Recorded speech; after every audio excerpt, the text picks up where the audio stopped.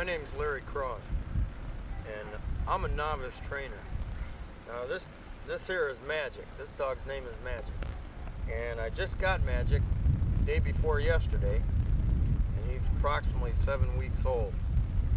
And Magic is the first pointer I ever trained. I trained two lab flushing dogs, but Magic is the first pointer I ever attempted to train. And I'm gonna bring you a tape series on training your own dog by a novice. Now, I'm going to do this because of the growing amount of people training their own dogs in this day and age. Very few people send their dogs to be professionally trained. Most of the people are training their own dogs. And a lot of the people that train their own dogs, they seek advice from a professional. But I believe that a lot of people out there will say, will look at a professional trainer and seek his advice. And when a professional gives you advice, they say, well, that's all well and good and easy for him to say, but what about for a guy like me who doesn't have a lot of experience, who lacks the experience, and who hasn't worked much with the dog? And I think that there's a big need out there, and that's why I'm going to bring you this tape. Now, I'm not saying that you shouldn't seek the advice of professionals. I think just the opposite of true. I think first of all, Magic, come here, boy.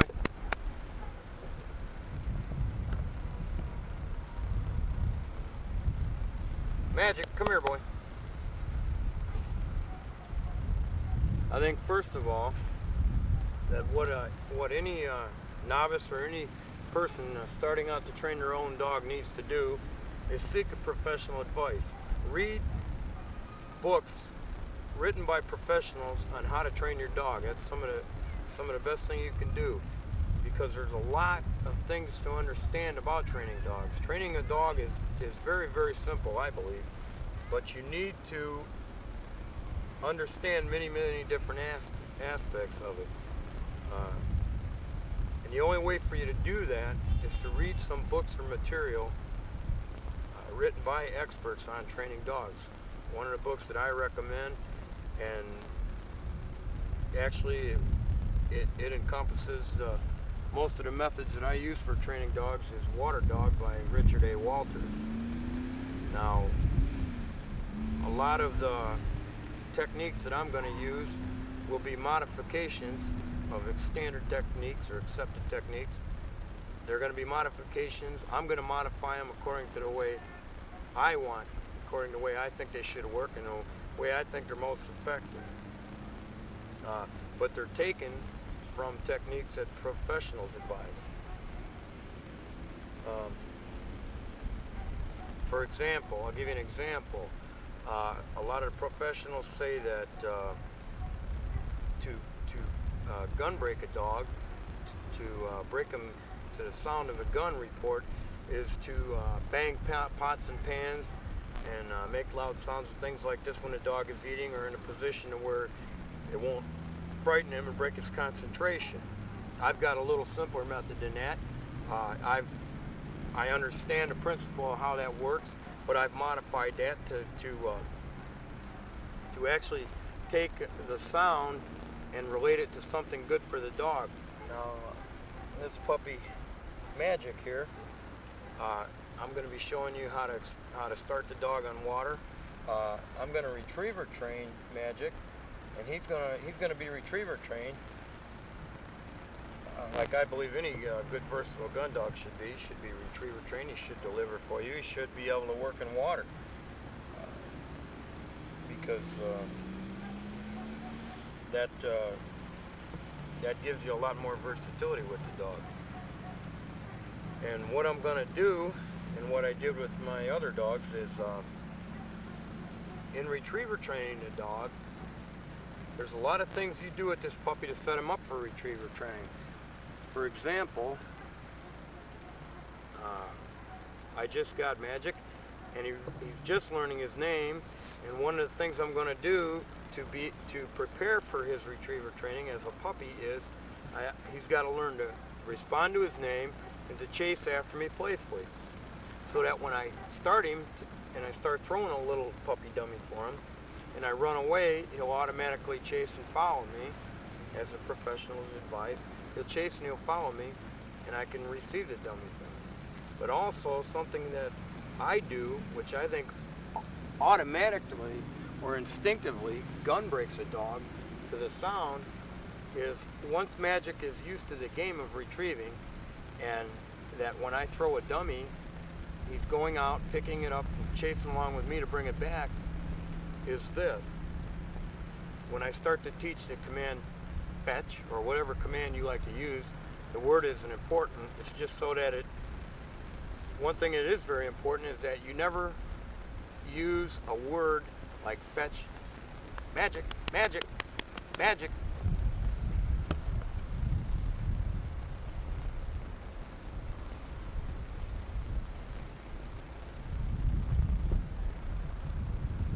Magic. Magic. Come here, boy. Here, boy. Whatever command you use, it's important not to get another command that sounds similar to it, as not to confuse the dog.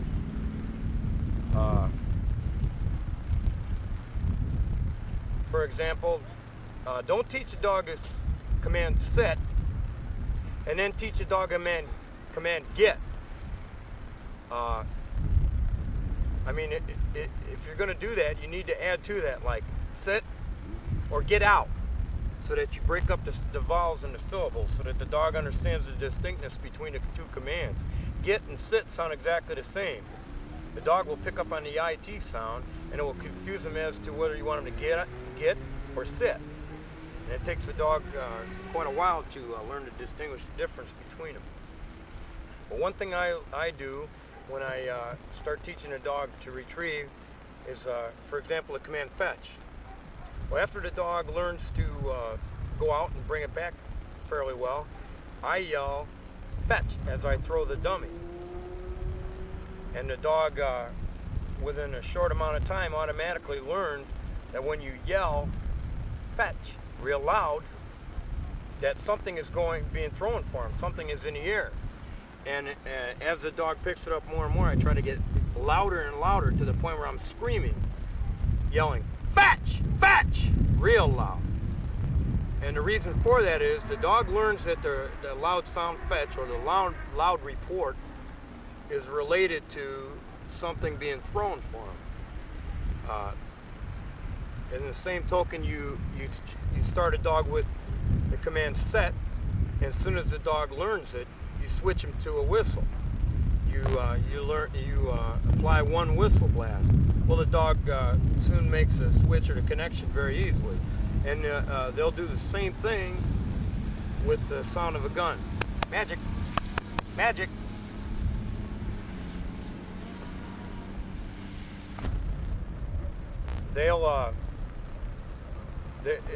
It's very simple to make the switch.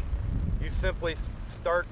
What I do is I start yelling, boom, and the dog immediately looks at you for attention. I mean, when he hears that loud sound, a loud report, like boom, the dog will look at you. And when he looks, you throw something and immediately yell fetch. Well, the dog's instantaneous reaction is to run towards the dummy or towards the fall. And it seems to work out fairly simple that way. And I just progress it little by little. Pretty soon I start yelling louder and louder, boom, boom! And the dog looks, and he immediately knows to go for a fall. He doesn't have time to think about the sound. And then it's very simple just to switch him from a boom to a blank gun, a 22 caliber blank gun. The dog will turn when the dog's playing or just wandering around out there nonchalantly. You never ever fire too close to a young puppy. You just fire the blank gun, and the dog will look from the sound, and when he looks, you immediately throw the dummy and yell fetch, and the dog won't have time to think or react to the sound. He'll immediately run to the area to fall. That's all there is to it. He's automatically gun broken. Okay, now as I said before, I believe it's extremely important to read articles written by professionals. It's very, very important to understanding how a dog learns. I think one of the biggest bridges to cross and one of the most important things to teaching a young pup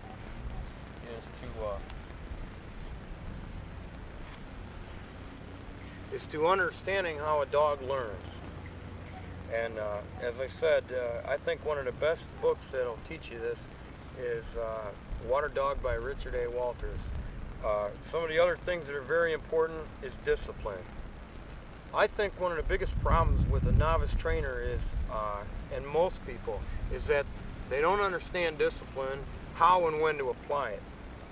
I think the difference between someone who has the ability to train a dog and someone that don't is that a person who has ability knows how to apply, when to apply discipline, and is not afraid to apply it.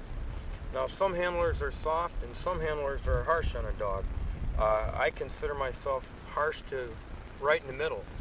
I think one of the biggest reasons why I was able to train my two Labradors is because even though those dogs were expensive, I was never afraid to correct them sharply and immediately, even at the age of a puppy stage, when that dog was disobedient to a command.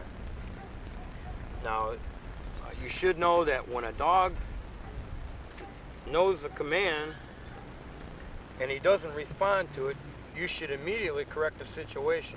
I'm not saying that you should beat the dog. I'm saying that you should immediately correct the situation.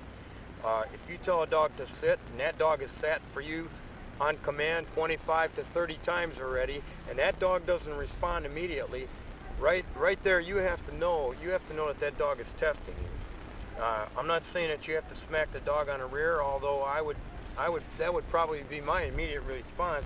I'm saying that you have to grab the dog's behind firmly and place it down quickly, so that the dog, and that's how you start him, and so that the dog understands that you're reassuring him that that's what you meant. If the dog does it more than once or repeats it again, then you should start dealing with the dog harshly. And I'm not saying take a puppy and hurt it. I'm saying you should slap the dog's rear end and let the dog know that it has to get down. Never give a dog a request. Never ever give a dog a request. I mean, this is one of the basic rules to training. Always give a dog a command and always be in a position to enforce that command.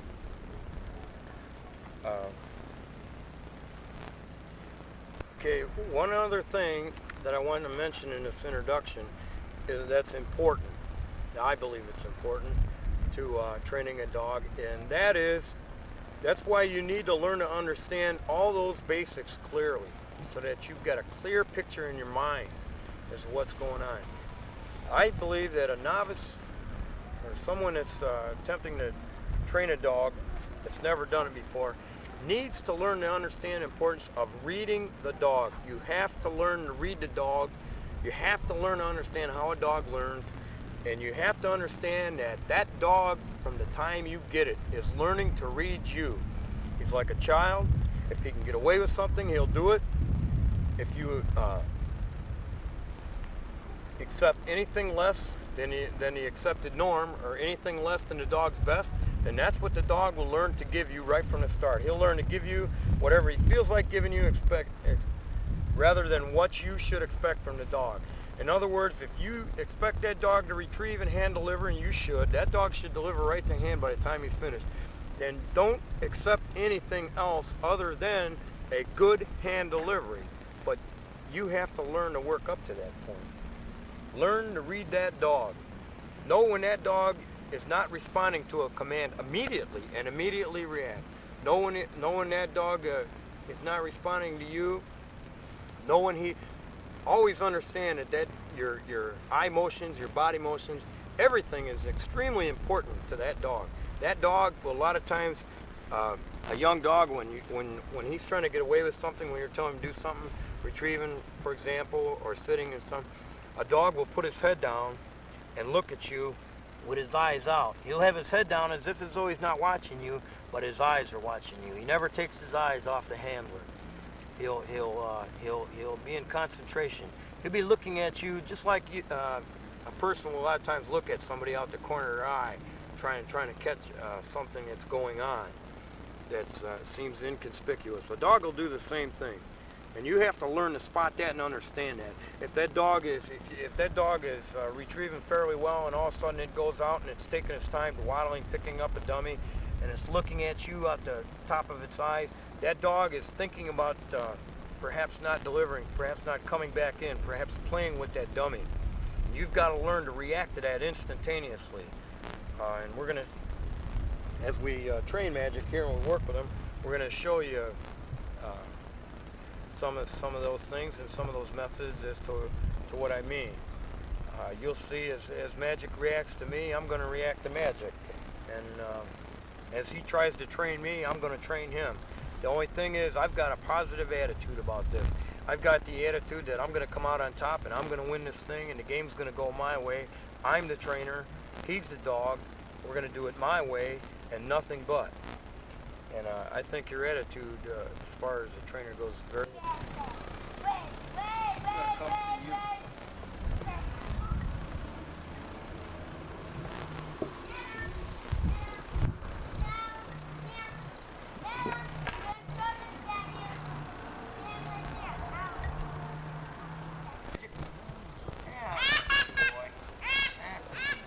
Your name already, haven't you?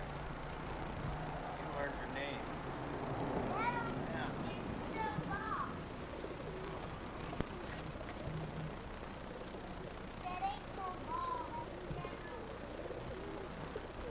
Magic. Magic. That boy. Come on, boy. Here's an example. Magic. Come on, boy. Let's watch as this puppy tests my reaction. Looking at me the whole time, but he's deciding what he wants to do. He is studying my reaction to the whole situation. Magic's only been around about a week. He already knows his name, he knows where the kennel is. I think today we're going to start him on a little discipline. See if we can get him set.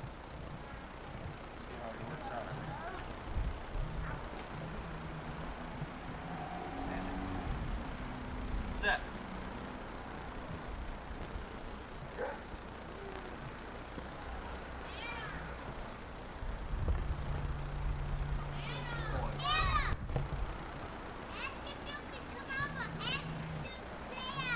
Set. Set.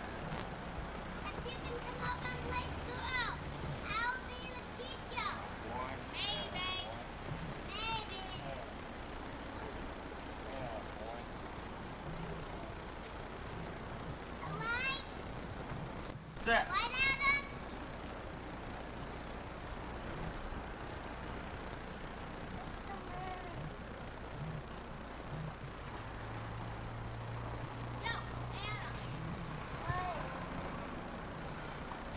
Set.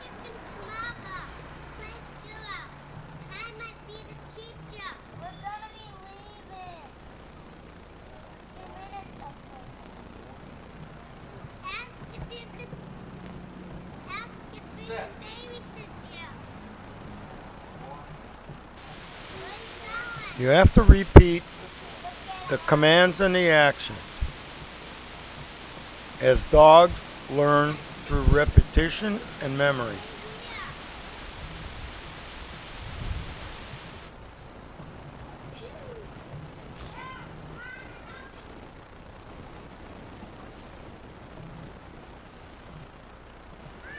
Set.